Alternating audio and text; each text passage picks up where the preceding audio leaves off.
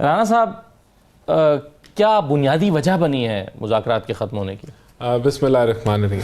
देखें, हम तो ये कहेंगे कि इनकी वजह से, ये कहेंगे हमारी वजह से, लेकिन अवाम जानती है कि पीटीआई दुम दुबा के भागी है मुज़ाकरात से, और उसकी मेजर वजह ये थी कि ये चाहते थे कि रिहा करें खान साहब को। ये इनकी बुनियादी डिमांड थी जो इन्होंने तहरीरी तौर पे लिख के नहीं दी थी।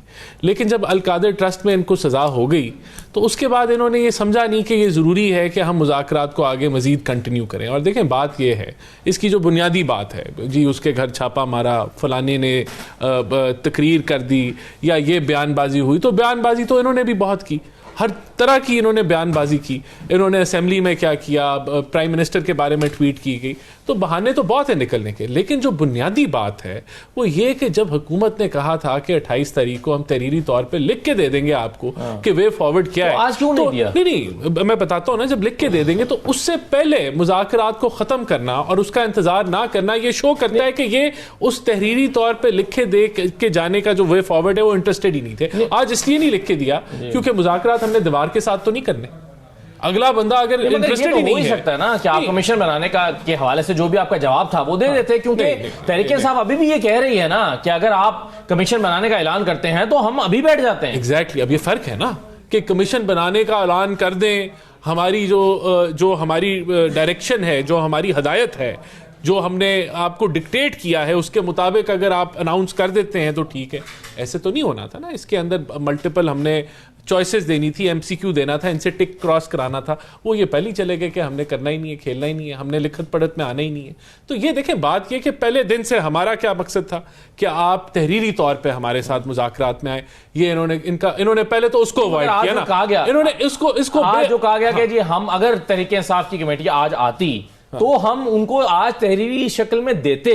तो क्या तहरीरी शक्ल में हुकूमत लिखकर लाई हुई थी? कुछ बनाया है, कोई ड्राफ्ट बनाया था? नहीं, देखें, आप तो ये कह भाई, बात ये कि आप कह रहे हैं कि अब क्रिकेट का मैच होना था तो अगली टीम ने अनाउंस कर दिया हमने खेलने ही नहीं आना, तो हम अकेले वहां जो है वो बॉल बैटिंग करते आप आए ना, इसी उम्मीद पे शायद आ जाए। नहीं, लेकिन आए तो इसीलिए संभल हुए ना, 45 मिनट आपने इंतजार भी किया ना। बिल्कुल आए। अगर वो आ जाते फिर तो इस चीज अब आप खुद सुन ले। अब आप ये देखें ना, यहीं से मुद्दा खत्म हो गया कि क्रिकेट का मैच था, एक टीम ने कहा हमने खेलने ही नहीं आना, दूसरी टीम फिर भी खेलने आ गई और इंतजार भी करती रही, तो फिर कहां मुज़ाकरात? दूसरी टीम खेलने आ जाए और बैट और पैड घर छोड़ आए हो के हम तो इसलिए आए थे कि आपने तो खेलने ही नहीं आना, हम तो पैड और बैट लाए ही नहीं है। ये अब आप मफरूजे पे बात कर रहे हैं ना, मफरूजे पे मफरूजे पे नहीं कर रहा, हम तो वहां खड़े थे ना खेलने के लिए। अगर हम कहते हम बैट और वो नहीं लेके आए किट तो हम गिल्टी थे, लेकिन हम तो खेलने आए हुए थे। जो नहीं खिलाड़ी आए वही भागे ना यार। अब इससे क्लियर, अब क्यों भागी साहब ने सिर्फ अब कंफ्यूजन फैलानी, भागी तरीके से।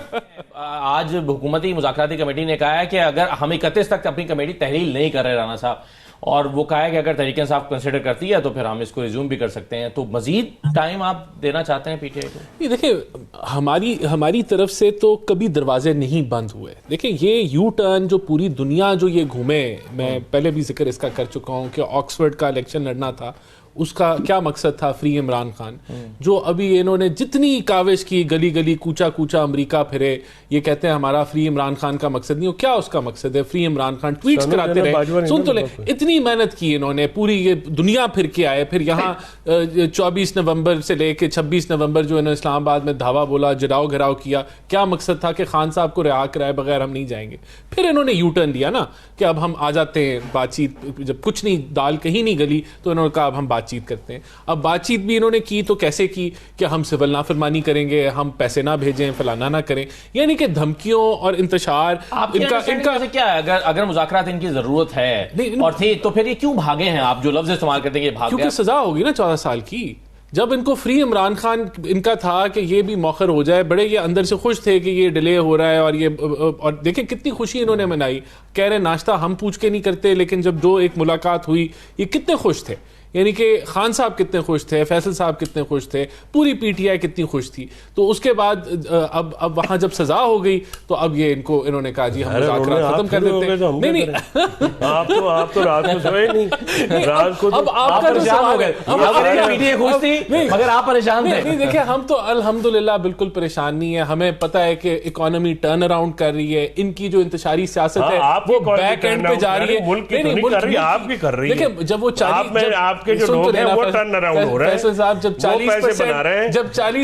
जब 40% इन्फ्लेशन थी तो मुल्क में ही थी ना, तो आप कहते थे डिफॉल्ट हो जाएगा। 38% थी ना, लोगों को ऐसा से 38% आपके महंगाई बढ़ने की शरह में कमी हुई है, महंगाई बढ़ रही है भाई, कह रहा हूँ ना। नहीं तो आप गलत बात ना करें ना फैसल साहब, ये भी इकोनॉमी पढ़ के आए हैं, हमें नहीं पता। देखिए अब ये मैं तो एक सिंपल सी बात, हम रोटी को जब कहते हैं ऐसे तो बात ना करें। वही तो कह रहा हूँ, ग्रोथ रेट आप कह रहे हैं 187 इंडस्ट्री आपने बंद कर दी, रॉ मटेरियल आप नहीं ला रहे, तो वो सर ऐसे ना करें आप लोग। मुझे पता है आप लोग परेशान हैं, लेकिन मुझे बात तो मुकम्मल कर लेने दे। देखिए जिस दिन 38% इन्फ्लेशन थी, यही कहते थे ना मुल्क डिफॉल्ट हो जाएगा। तो अब 4 नहीं, अब सुन तो ले यार, अब सुन तो ले, अब 4% हो गई अप्रैल 2022 से। अभी कितनी ग्रोथ है? नहीं अभी आज 4%, वही इन्फ्लेशन जो 38% पे मुल्क डिफॉल्ट करा रहे थे, आज 4% कहते हैं कोई बेहतरी नहीं हुई। तो मैं आपको बता रहा हूँ ना, ये मेरा मौकफ है, मेरा मौकफ है कि तो आप कहें अपनी बारी पे गलत है, आप कहें अपनी बारी पे गलत है, मुझे बात तो मुकम्मल। इनकी सियासत अब दफन होती जा रही है, पीटीआई इररेलेवेंट होती जा रही है। देखें बात ये है कि अब ये फातिमा जिन्ना के साथ तस्वीर लगाने से तो फातिमा जिन्ना बनता है, सच सुन भी नहीं सकते, सुन भी नहीं सकते। 26वीं तरमीम के हवाले से और अदालत में जो कुछ चल रहा है, राना साहब से मैंने सवाल किया था कि क्या आप जब ये तरमीम ला रहे थे तो क्या आपने सोचा था कि अदालत की ये शक्ल हो जाएगी? तो उस पर फरिया ने जुमला दिया था कि आपने मुसवदा अगर पढ़ा होता तो आप ये सोचते। देखें बात पता क्या है, कोई डिवाइड नहीं है सुप्रीम कोर्ट के अंदर। अब आईनी तरमीम हो चुकी है, मैं मुझे लेट मी एक्सप्लेन इट। आईनी तरमीम सुन तो लेना, आईनी तरमीम हो चुकी है, वो जो पार्लियामेंट का राइट था, इख्तियार था, उसने उसको प्रैक्टिस करके आईनी तरमीम कर दी है। अब सिर्फ वो पर्सनल ग्रजेस रह गए हैं जो कह लें कि जो हजम नहीं कर रहे इस रियलिटी को। देखें मुझे जरा मुकम्मल कर, जिस अंदाज में अभी आपने सारी पावर्स एग्जीक्यूटिव को दे दी हैं, जुडिशियल कमिशन ऐसे नए जजेस इंडक्ट हो रहे हैं, क्या आपके ख्याल में ये तकसीम और नहीं बढ़ेगी? नहीं, तकसीम बिल्कुल नहीं बढ़ेगी। ये सिर्फ अब देखें, अब जो आइन को जो तस्लीम ना करे, जो इस चीज को एक्सेप्ट ना करे कि 26वीं तरमीम हो चुकी है और वो इंप्लीमेंट हो चुकी है, और आप अगर रेगुलर बेंचेस में बैठे हैं और आप आईनी बेंचेस का काम करना चाहे, तो फिर तो आपने आइन को मान ही नहीं रहे ना, और हल्फ आपने आइन के ऊपर लिया हुआ है, आपने आइन के मुताबिक चलना है। तो ये बुनियादी इशू है। देखिए ये रिजॉल्व हो जाएगा सर। कल जो पहली समाअत हुई है ना 26वीं तरमीम के हवाले से, उसमें एक वकील साहब ने ग्राउंड पेश ये की है, वो कहते हैं कि इसका इंपैक्ट देखिए कि इसमें वो जजेस भी इंडक्ट हो रहे हैं जिनको इस जुडिशरी के काम के लिए नाअहल करार दिया जा चुका है, उनको भी इंडक्ट किया जा रहा है। तो ये तो एक ओपिनियन है ना। देखें इस तरह तो पहले किस तरह के जजेस इंडक्ट हो रहे थे, और पहले जुडिशरी ने कौन से गुल खिलाए थे। मुल्क तबाह हुआ हुआ और उसमें जुडिशरी का 80% हाथ है, अगर कुछ और नहीं तो। अब अगर चीजें आइन के मुताबिक चल रही हैं तो कुछ जजेस जो हैं उसको तस्लीम नहीं कर रहे, अब रिव्यू हो जाएगा। ये 26वीं आईनी तरमीम का रिव्यू कर लेगी जुडिशरी, डेट उन्होंने दे दी है, 3 हफ्ते बाद उसको रिव्यू कर लिया जाएगा।